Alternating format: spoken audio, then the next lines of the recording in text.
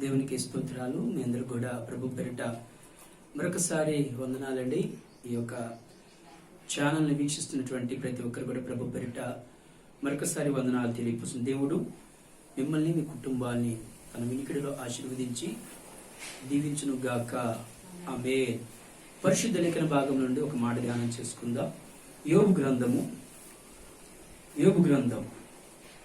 38వ అధ్యాయం చివరి మాట ధ్యానం చేద్దామండి. 38వ అధ్యాయం చివరి మాట 41వ వచనం. తిండి లేక తిరుగులాడుచు కాకి పిల్లలు దేవునికి మొరపెట్టినప్పుడు కాకి ఆహారము సిద్ధపరచువాడు ఎవడు? చాలు. ప్రభువునందు ప్రియమైనటువంటి సహోదరి సహోదరులారా, చదవబడినటువంటి లేఖన భాగం యోబు గ్రంథం 38వ అధ్యాయాన్ని మనం ధ్యానం చేస్తూ ఉన్నాం. ఇక్కడ రాయబడినటువంటి మాట యోబు భక్తుడు యోబు గ్రంథంలో తెలియపరుస్తున్నాడు. పరిశుద్ధ లేఖన భాగంలో తండ్రి అయిన దేవాదేవుడు కాకి ఆహారము సమకూర్చినవాడు ఎవరు, లేదా సిద్ధపరిచిన వాడు ఎవడు అని ఈరోజు మనం జ్ఞాపకం చేసుకుందాం. అయితే ఇక్కడ జ్ఞాపకం చేసుకుంటే మొదటిగా యోబు గ్రంథాన్ని ఎవరు రాశారు, ఎందుకు రాశారు, రాయటగల కారణాలు ఏంటి అని యోచన చేస్తే పరిశుద్ధ లేఖన భాగంలో ఈ గ్రంథకర్త యోబు రాసి ఉండొచ్చు అని లేఖనాలు తెలియపరుస్తున్నాయి. అయితే ఈ యోబు గ్రంథములో దేవుని యొక్క జనాంగం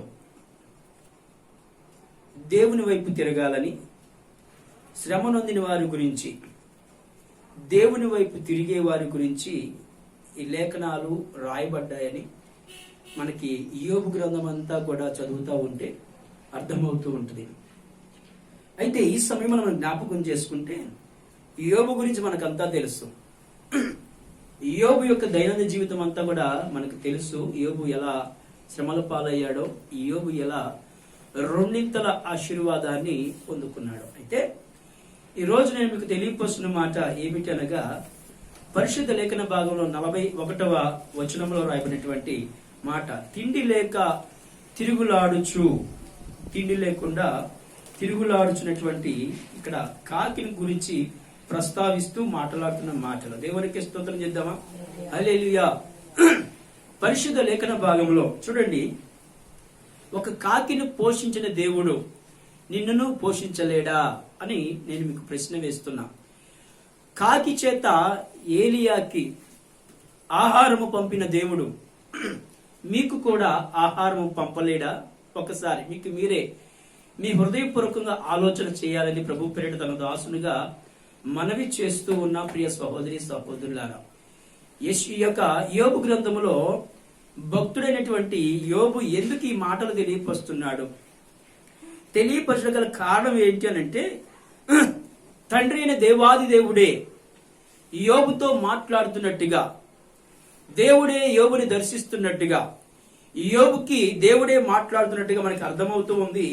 చూడండి 38:1 అంటాడు, అప్పుడు యెహోవా సుడిగాలిలో నుండి ఇలాగూ యోబుకి, అంటే ఇప్పుడు ఎవరు మాట్లాడుతున్నారంటే దేవుడే స్వయముగా ఎవరితో మాట్లాడుతున్నారంటే యోబుతో మాట్లాడుతున్నటువంటి మాటలు మనం ధ్యానం చేస్తూ ఉన్నాం. అయితే ఒకసారి గుర్తు చేస్తున్నాడు, ఆకాశ పక్షులు చూడు, వాటిని ఎవరు పోషిస్తున్నారు? అవి విత్తవు, కోయవు, కొట్లలో ఏవి సమకూర్చుకోవు, జలచారములు అవి కూడా దాచుకోవు, వాటిని పోషించేది ఎవరు? కాబట్టి ఒకసారి యోబు ఆలోచించే, కాకి ఆహారం పంపించేదెవరో, కాకి ఆహారం పెట్టేదెవరో, కాకి ఆహారము లేనప్పుడు కాకి ఆహారాన్ని దయచేసింది ఎవరో ఒక్కసారి ఆలోచన చేయి యోబు అని చెప్పి దేవుడే యోబుకి చెబుతున్నటువంటి మాటలు మనం ధ్యానం చేస్తున్నాం. ఈ రోజుల్లో పరిశుద్ధ లేఖన భాగంలో రాయబడిన మాటను బట్టి ఎన్నోసార్లు మనము కూడా బాధపడి ఉండొచ్చు. ఈ సిచ్యువేషన్లో ఈ రోజు వరకు కూడా నీ సమస్యను బట్టి, నీ ఇబ్బందిని బట్టి, నీకున్నటువంటి బలహీనతను బట్టి అయినా సరే, నేను ఎలా పోషించబడతాను, నా కుటుంబం ఎలా రక్షణ పొందిద్ది, నా కుటుంబం ఎలాగ దీవించబడిద్ది, నా కుటుంబ పరిస్థితి ఏంటి, నేను ఎలా పోషించబడతాను, ఎలా పోషించబడాలని యోచన చేస్తూ ఉండొచ్చు. అయితే ఇక్కడ దేవుడే మాట్లాడుతున్న మాట చూడండి. తిండి లేక తిరుగులాడుచు కాకి పిల్లలు దేవునికి మొరపెట్టినప్పుడు, ఎప్పుడంటండి? అన్నీ ఉండి ప్రార్థన చేసేది వేరు, అన్నీ ఉండి ప్రార్థన చేసేది వేరు, అన్నీ ఉండి కూడా వాటికి దూరంగా ఉండి ప్రార్థన చేసేది వేరు, ఏమీ లేకుండా చేసే ప్రార్థన వేరు. ప్రభువునందు ప్రియమైనటువంటి వారులారా, అన్నీ ఉండి చేసేటటువంటి ప్రార్థన మామూలుగా ప్రార్థన అంటాం. అన్నీ ఉండి కూడా తీర్మానం చేసుకొని నేను ఈరోజు ఎలాగైనా సరే దేవుని కొరకు, నా కొరకు పూట పడకుండా ఉండాలి, లేదా ఉపవాసం ఉండాలి అని చెప్పి తీర్మానం చేసుకొని చేసే ప్రార్థన వేరు. అయితే ఏమీ లేకుండా, భత్యము ఏమీ లేకుండా, సామాగ్రి ఏమీ లేకుండా చేసేటటువంటి ప్రార్థన వేరు. అంటే జ్ఞాపకం చేసుకోండి. ఇప్పుడు యోబుకు అన్నీ ఉన్నాయంటే లేవు. ఉన్నాయా? ఏమీ లేవండి. ఇప్పుడు యోబును పోషిస్తున్నాడు దేవుడు, కాకిని పోషిస్తున్నాడు. కాకి తిండి కోసము తిరుగులాడుచు ఏం చేస్తుందంటే దేవునికి మొరపెడుతుంది. దేవునికి మొరపెట్టే కాకి ఈ రోజు నేను మీకు తెలియపరుస్తున్నా. పక్షులు కూడా దేవునికి మొరపెడుతున్నాయి. అయితే కాకి కూడా దేవునికి మొరపెడుతుంది. దేవునికి స్తోత్రం చెప్పు. రెండు చేతుల పైకెత్తి దేవునికి స్తోత్రం చెప్పు. హల్లెలూయా. ఈ మొరపెడుతున్నటువంటి కాకి ఎవరి కోసం మొరపెడుతుంది? దేనికోసం మొరపెడుతుంది? ఎందుకోసం మొరపెడుతుందంటే తిండి కోసము ఏం చేస్తుంది తెలుసా? దేవునికి మొరపెడుతుంది. ఈరోజు ఎంతో మంది ప్రపంచ జనాంగమైన వారు తిండి కోసం మొరపెట్టేవారున్నారు, కుటుంబం కోసం మొరపెట్టేవారున్నారు. ఈనాటి దినాల్లో చూస్తే అనేక మంది దేవుని పేరిట సహాయం చేసేవారు. ఎందుకో తెలుసా? కరోనా కష్టకాలంలో ఉండటానికి లేక, తినటానికి లేక బాధపడుతున్నటువంటి సమయాల్లో అనేక మంది సేవకులు, అనేక మిషనరీలు, అనేక సంస్థలు, అనేక మంది ముందుకు వచ్చి మేమున్నాము, you don't fear, I am here అంటూ అనేక రకాలుగా వారికి తోచిన విధముగా సహాయం చేస్తూ ఉన్నారు. దేవునికి స్తోత్రం చెప్పు. హల్లెలూయా. ఈరోజు దేవుని మాటలు వింటున్నటువంటి వారులారా, తిండి లేకుండా దేవునికి మొర పెడుతున్నటువంటి కాకి, ఆ మొర విన్నాడు దేవుడు. ఆ మొర విన్నాడు దేవుడు. కాకి మొరను ఆలకించి తండ్రి అయిన దేవాదేవుడు ఏం చేస్తున్నాడంటే కాకిని పోషిస్తూ ఉన్నాడని తెలియపరిచిన మాట. దేవునికి స్తోత్రం చేద్దామా? హల్లెలూయా. పరిశుద్ధ లేఖన భాగంలో మనకి తెలుసు కదా, ఏలియాని దేవుడు ఒక ప్రాంతానికి వెళ్ళమన్నాడు, కేరేతు వాగు దగ్గర ఉండమన్నాడు. వెళ్లే ముందు దేవుడిని అడుగుతాడయ్యా, నువ్వు వెళ్ళమంటున్నావు, మనకు బట్టలు లేవు, తినటానికి తిండి లేదు, వాడుకోవడానికి డబ్బులు లేవు, ఇదిగో నన్ను వెళ్ళమంటున్నావు కదా అంటే దేవుడు అంటున్నాడు, నువ్వు వెళ్ళు ముందు అని అంటున్నాడు. అయ్యా నీ చిత్తమయ్యా, నీ మాటకి లోబడి వెళుతున్నాను అన్నప్పుడు ఆ యొక్క ప్రవక్త దేవుని మాటకి లోబడి వెళ్ళిపోయాడు. అయితే వెళ్ళబడిన తరువాత తను అక్కడ ఉండి మోకాళ్ళు ఉండి ప్రార్థన చేస్తున్నాడు.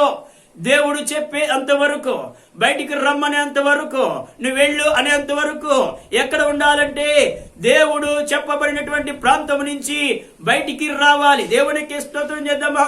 దేవుడు వెళ్ళమనేదాకా, దేవుడు పొమ్మనేదాకా, దేవుడు యోని ప్రాంతానికి వెళ్లి సువార్త అందించు, అద్భుతాలు చేయి, ఆశ్చర్యకార్యాలు జరిగించని చెప్పేదాకా దేవుడు ఏమైతే చెప్పాడో, ఎక్కడికైతే వెళ్ళమన్నాడో అక్కడికి వెళ్ళి నువ్వేం చేయాలంటే ప్రార్థన చేస్తూనే ఉండాలి.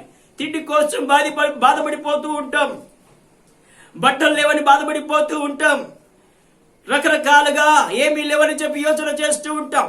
అదే సిచ్యువేషన్ లో ఉన్నాడు ప్రవక్త. అయితే ఆ ప్రవక్త యొక్క ఆలోచన ప్రకారం తండ్రి అయిన దేవుడు ఏం చేశాడంటే తిండి కోసం వెంపర్లాడేటటువంటి కాకి, తిండి కోసం మొరపెట్టేటటువంటి కాకి, తిండి కోసం ఇదిగో కావు కామనేటువంటి కాకిని ఎవరి దగ్గరికి పంపించారు అంటే దేవుని యొక్క దాసుడుగా పిలువబడుతున్నటువంటి ప్రవక్త అయినటువంటి ఏలియా దగ్గరికి పంపించాడు. దేవుడికి స్తోత్రం చెప్తామా? హల్లెలూయా. నేను అనుకుంటా కదా, ఇది మొర పెడుతున్నప్పటికీ, ఇది అంగలారుస్తున్నప్పటికీ, ఇది రోదనదని చేస్తున్నప్పటికీ నాకు తెలిసి కాకి ఉపవాసం ఉంది. దేవుడికి స్తోత్రం చేద్దామా? కాకి దేవుడు ఆజ్ఞ జారీ చేశాడు. ఇదిగో ప్రతిరోజు నువ్వు తీసుకుని వెళ్ళి ఏలియా ఎక్కడైతే ప్రార్థన చేస్తున్నాడో, ఏలియా ఏ ప్రాంతంలో అయితే ఉన్నాడో ఆ ప్రాంతంలోనికి నువ్వేం తీసుకెళ్ళాలి తెలుసా? నేను చెప్పిన ఆహారాన్ని మాత్రమే తీసుకొని వెళ్ళాలి. దేవుడికి స్తోత్రం చేద్దామా? హల్లెలూయా. ఈ ఇక్కడ రాయబడినటువంటి యోబు గ్రంథములో 38వ అధ్యాయం 41లో ఈ కాకి మొరబెడుతుంది. అదే కాకి ఏం చేస్తుందిరా అంటే ఒకని యొక్క ఆహారాన్ని, ఒకరి యొక్క ఆకలిని తీరుస్తుంది. దేవుడికి స్తోత్రం చెప్పు. ప్రియ సహోదరి సహోదరుడా, ఈ రోజు జ్ఞాపకం చేసుకుంటే ఈ యొక్క యోబు గ్రంథములో 38:41లో రాయబడిన మాట, ఇదిగో ఆహారము కొరకు మొర్ర పెట్టే కాకిగా ఉంది. ఇదిగో రెండోదిగా ఇతరుల యొక్క ఆహారాన్ని తీర్చేటటువంటి కాకిగా కనబడుతుంది. ఈ రోజు ప్రభువునందు ప్రియమైనటువంటి వారులారా, కాకి యొక్క ముఖ్య ఉద్దేశం, కాకి యొక్క ఆలోచన, కాకి యొక్క తలంపు, కాకి యొక్క క్రియలు ఏమిటి అంటే లోకానికి విరుద్ధముగా ఉండే, లోకానికి విరుద్ధంగా ఉండే. మనకు తెలుసు, తండ్రి అని దేవాది దేవుడు తన ప్రవక్తను ఎన్నుకొని 3 అంతస్తుల పడవను కట్టమన్నప్పుడు, ఓడను నిర్మించమన్నప్పుడు, ఓడలో నుంచి దేవుని యొక్క బిడ్డైనటువంటి ఆ యొక్క నోవాహు మొదటిగా ఓడలో నుంచి ఏం విడిచిపెట్టాడంటే కాకిని విడిచిపెట్టాడు. దేవుడికే స్తోత్రం చేద్దామా? ఓడలో నుంచి కాకిని బయటికి విడిచినప్పుడు ఆ కాకి ఏ మాత్రము కూడా వెను తిరిగి రాలేదు. గల కారణం ఏంటంటే ఆ కాకి పినుగుల మీద పడి చచ్చిన శవాలను పీకు తింటూ తన కాలాన్ని గడిపేస్తూ ఉంది. అయితే అదే కాకి బుద్ధి వచ్చేటట్టు దేవుడు చేశాడు. ఈ రోజు ఎంతో మంది కాకులైన వారు ఉన్నారు. ఏమన్నా అర్థమవుతుందా నా మాట మీకు? ఎంతో మంది కాకులైన వారు ఉన్నారు. కాకోలము చేత పోషించబడుతున్న వారు ఉన్నారు. కాకోలము చేత ఇదిగో అనేక మంది వారి యొక్క ఆహారాన్ని సమకూర్చుకునే వారు కూడా కనబడుతున్నారు. అయితే ఇక్కడ రాయబడిన మాట ఏంటంటే నేను మీకు తెలియపరుస్తున్నా, మొదటిగా మొర్ర పెట్టేటటువంటి కాకి. దేవుడికి స్తోత్రం చెప్పు. హల్లెలూయా. ఎలా మొర్ర పెడుతుంది తెలుసా? ఇదిగో తిండి లేక తిరుగులాడుచు, తిండి లేక తిరుగులాడుచు. పరిశుద్ధ లేఖన భాగంలో కాకి పిల్లలు దేవునికి మొరపెడుచున్నాయని తెలియపరుస్తున్న మాట. కాకే కాదు, కాకి పిల్లలు కూడా ఎవరికి మొరపెడుతున్నాయంటే దేవునికి మొరపెడుతున్నాయి. ఏం చేస్తున్నాయండి? కాకి దేనికోసం మొరపెడుతుంది? ప్రార్థించే కాకి, మొరపెట్టే కాకి, అంగలాచే కాకి. దేనికోసం అంటే తిండి కోసం. తిండి కోసం మొరపెడతా అని తెలియపరుస్తున్నాడు. దేవుడే మాట్లాడుతున్నాడు. కాకి ఆహారమును సిద్ధపరిచిన వాడు ఎవడో అని దేవుడే మాట్లాడుతున్నాడు. అది మొరపెడుతుంది, అది ప్రార్థిస్తుంది, అది తిరుగులాడుతుంది.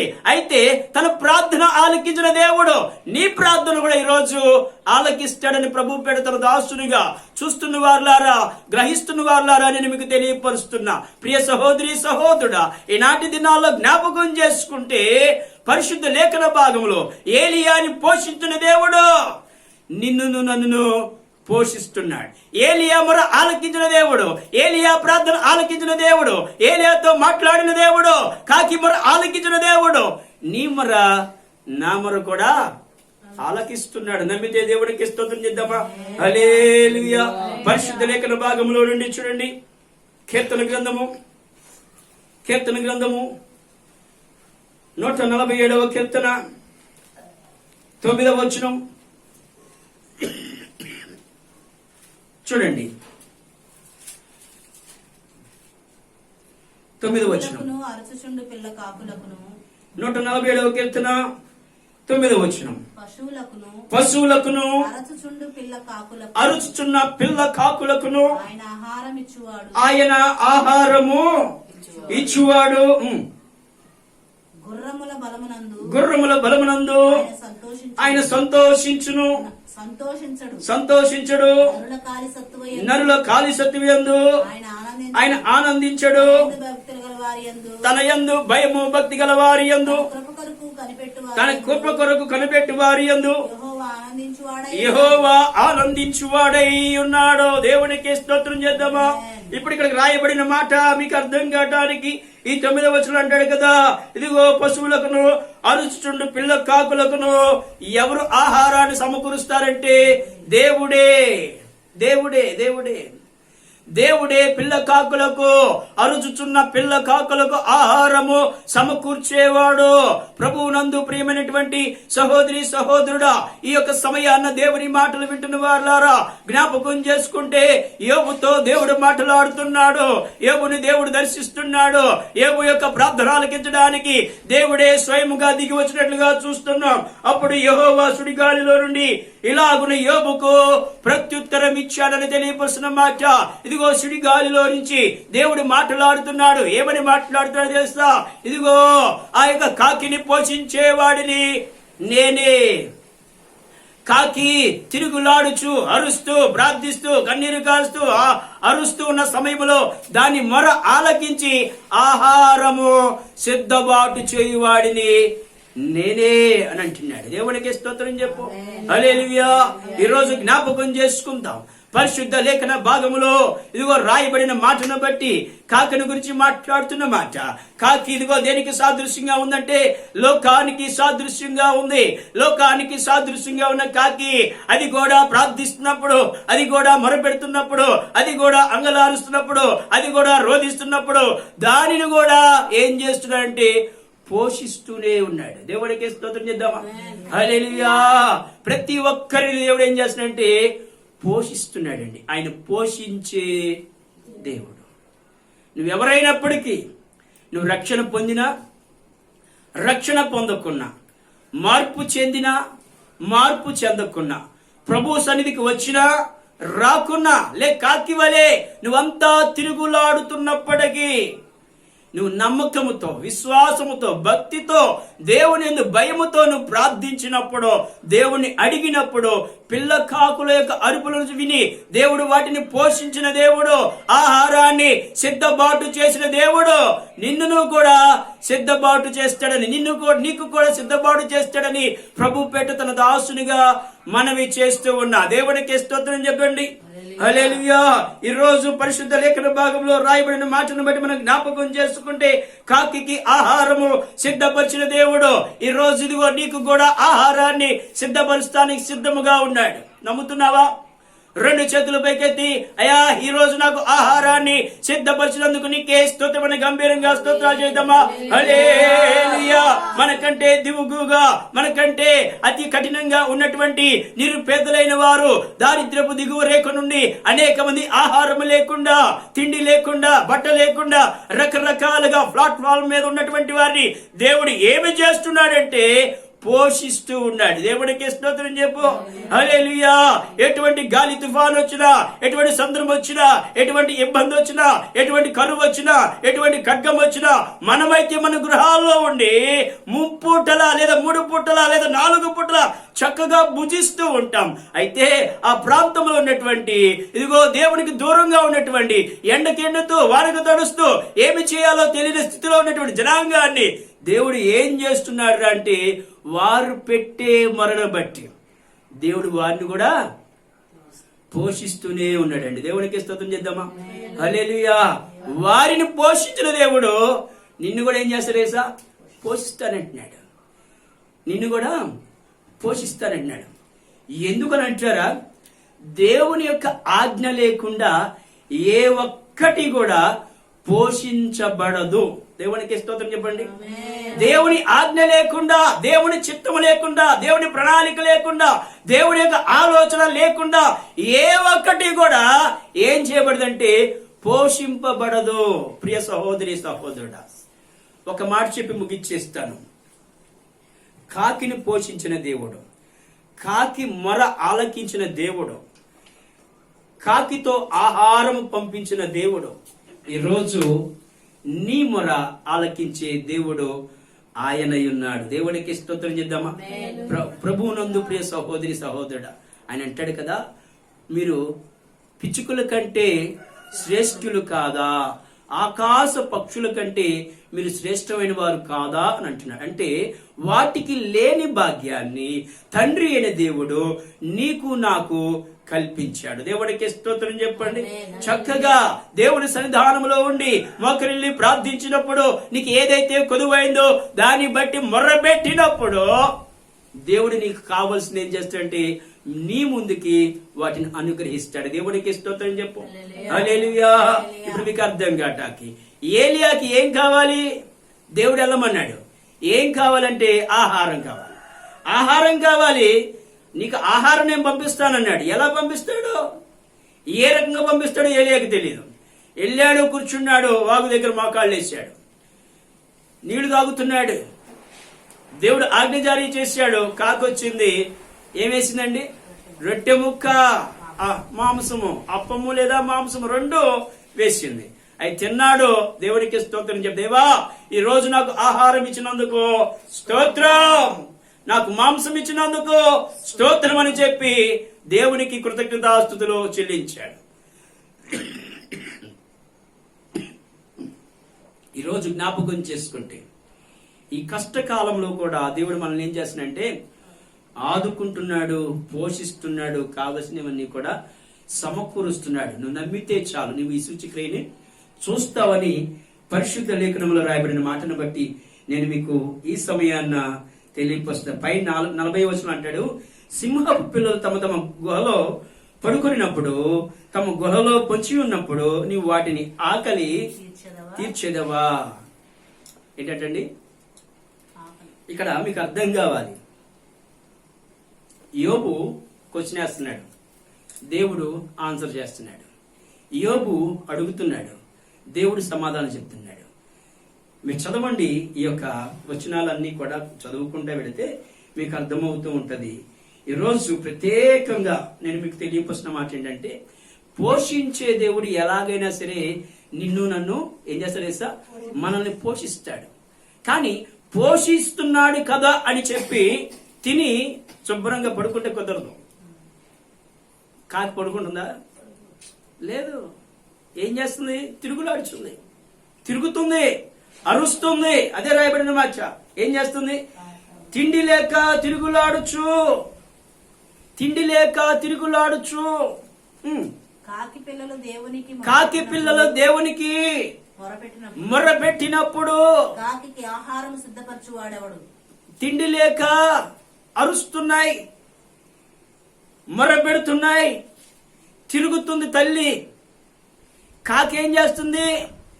పిల్లలకు ఆహారం సంపాదించాలని తిరుగులాడుతున్న సమయంలో పిల్ల కాకులు తన గూడులో ఉండి, తన యొక్క గూడులో నివసిస్తూ, నా తల్లి వచ్చింది, నాకు ఆహారం పెట్టిందని చెప్పి తల్లి తెచ్చే ఆహారం కోసం అవి ఏం చేస్తున్నాయంటే అరుస్తూ ఉంటాయి, కేకలు పెడుతూ ఉంటాయి, ఇదిగో రకరకాలుగా మొరపెడుతూ ఉంటాయి. ఆ సమయంలో తల్లి రాగానే, ఆహారము తాగానే ఆనందముతోనూ సంతోషముతోనూ ఉచ్చరింపు సఖ్యము కాని మూలుగులతో ఆ తల్లి పక్షిని చూచి పిల్ల పక్షులన్నీ కూడా ఆనందపడుతూ ఏం చేస్తే తెలుసా? నోరు తెరిచి అరుస్తూ ఆ యొక్క ఆహారాన్ని భుజిస్తాయి. దేవుడికి స్తోత్రం చెప్పు. రెండు చేతుల పైగా దేవుడికి స్తోత్రం చెప్పు. అరుస్తున్నాయంటే తినేటప్పుడు కూడా దాని యొక్క అర్థం ఏంటంటే, దేవా, మా తల్లి తిరిగి తిరిగి తిరిగి ఆహారం తీసుకొచ్చింది, ఇదిగో ఈ రోజు నాకు ఆహారాన్ని పంపించినందుకు స్తోత్రమయ్యా అని చెప్పి ఆ యొక్క అరుపులు అరిసిన తరువాత తల్లి ఏం చేస్తుందో తెలుసా? ఆ ఆహారం ఏదైతే తీసుకుని వచ్చిందో తల్లి కాకి పిల్ల కాకుల యొక్క నోట్లో ఆహారాన్ని పెట్టినప్పుడు అవి మింగుతూ దేవుని యొక్క నామస్మరణ చేస్తూ ఉంటాయి. అయితే ఈ రోజు జ్ఞాపకం చేసుకుంటే దేవుని మాటలు వింటున్న వాళ్ళారా, పరిశుద్ధ లేఖనంలో రాయబడిన మాటను బట్టి ఇదిగో ఆ యొక్క తిండి లేక తిరుగుచున్నటువంటి తల్లి పక్షి ఎలాగైతే ఆహారాన్ని సంపాదించుకుని వచ్చిందో అదే రకముగా ప్రతి కుటుంబంలో కుటుంబ యజమానుడు లేదా కుటుంబ యజమానురాలు ఆహారం కోసం పాటుపడి ఏం చేస్తారంటే కుటుంబానికి కావలసిన సమస్తము కూడా తీసుకొని వచ్చినప్పుడు పిల్లలైన వారు, కుమార్తెలైన వారు, కుమారులైన వారు మా తండ్రి ఫలానా తెచ్చాడు, మా మమ్మీ ఫలానా తెచ్చిందని చెప్పి వారిని దోషంగా వ్యక్తపరుస్తూ వాటిని భుజిస్తూ ఉంటారు. దేవునికి స్తోత్రం చెప్పు. అనగా ఇదిగో తల్లి పక్షే గాని తండ్రి పక్షే గాని కష్టపడి తిరుగులాడుతున్న సమయంలో పిల్ల పక్షులు ఏ మాత్రము కూడా మౌనంగా ఉండవు. ఎందుకో తెలుసా? రాయబడిన మాటను బట్టి తల్లి వచ్చేదాకా, ఆహారం పెట్టేదాకా అవి అరుస్తూనే ఉంటాయి. ఇప్పుడు ఇదిగో దేవుడిచ్చేదాకా, నీ యొక్క కడుపు నిండేదాకా నువ్వు దేవుడి సన్నిధిలో ఏం చేయాల్సా? ఇదిగో మొర పెడుతూనే ఉండాలి, అంగలారుస్తూనే ఉండాలి, రోదనదని చేస్తూనే ఉండాలని ప్రభు పేట తన దాసునిగా మనవి చేస్తూ ఉన్నా. దేవునికి స్తోత్రం చెప్పు. రెండు చేతుల బెక్క దేవుడికి స్తోత్రం చెప్పు. బేకలుగా రెండు చేతుల బెక్కెత్తి గంభీరంగా స్తోత్రాలు. హల్లెలూయా.